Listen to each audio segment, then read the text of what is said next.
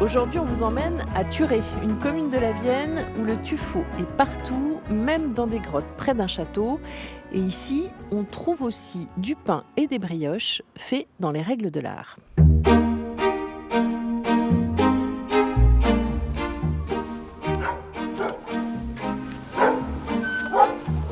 Bonjour! Oh, ça sent bon chez vous.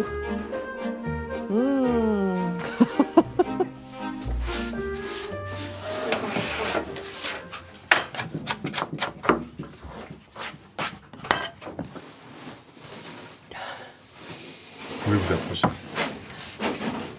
Comment vous la qualifieriez? J'ai du mal à... Réfléchissez pas. Un peu acide? Ouais, ça c'est la bonne super réponse. Mais vous pouvez... Moi je suis toujours curieux de savoir ce que les gens vont dire. Un peu ferme? Une odeur ferme pour vous? De ferme. Ouais, de fer. Ouais, rustique, Ouais. on pourrait dire. C'est ça. L'acidité c'est la caractéristique principale. Et ça fait combien de temps que vous faites du pain? Ça fait 10 ans. Et avant? Bon, moi je suis historien de formation, je suis pas du tout manuel ni technique à la base. Et alors, qu'est-ce qui vous a incité à changer de vie? En fait, c'est un projet, je pense, que j'avais depuis tout gamin, mais qui a été étouffé dans l'œuf. Parce que pour la génération de mes parents... Fallait faire des études? Ouais, d'une part, que j'ai adoré faire. Je regrette pas du tout, mais par contre, la terre, c'était la chose à ne pas faire.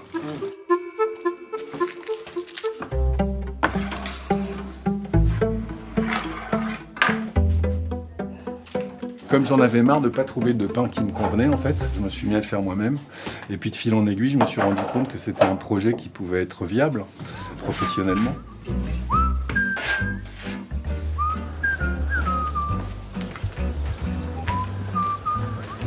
Donc vous avez une drôle de collection derrière, c'est quoi? Oui, une collection unique. Alors allons-y. Une bouteille à bouchon mécanique. Voilà.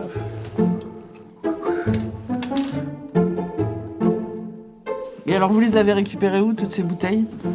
Eh bien, sur les brocantes.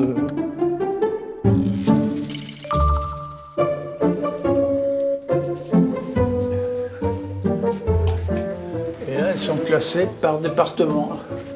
Oui, 21, 22, 16.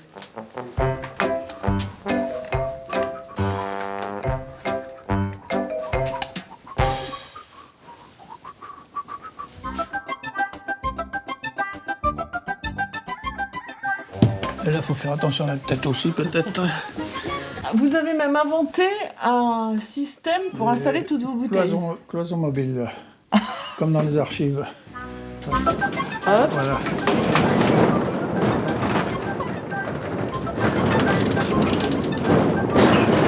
Est-ce qu'il y a dans toute votre collection quelques bouteilles dont vous êtes particulièrement content parce que elles sont, vous avez eu du mal à les trouver ou Oui, il y en a quelques-unes. En 1855, déjà carré, la bouteille de Vittel était en grès, fermée par un bouchon de porcelaine avec un joint en caoutchouc.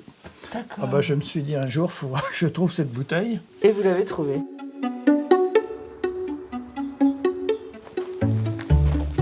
Bonjour. Bonjour Isabelle. Merci de nous rendre visite. Ben, ça vaut le coup quand même, hein.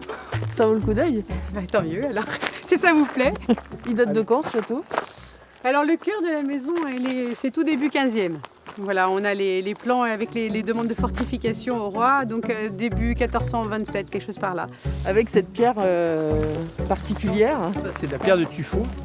Et on a des veines de tuffeau dont on a extrait les pierres et qui font à peu près tous les bâtiments blancs avec cette pierre blanche et chaleureuse qu'on voit. Alors là, on va s'enfoncer jusqu'à une cinquantaine de mètres. Ah oui, quand même.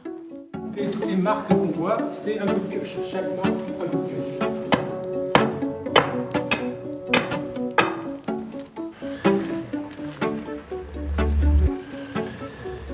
Il n'y en a pas beaucoup des pigeonniers comme ça, carrés.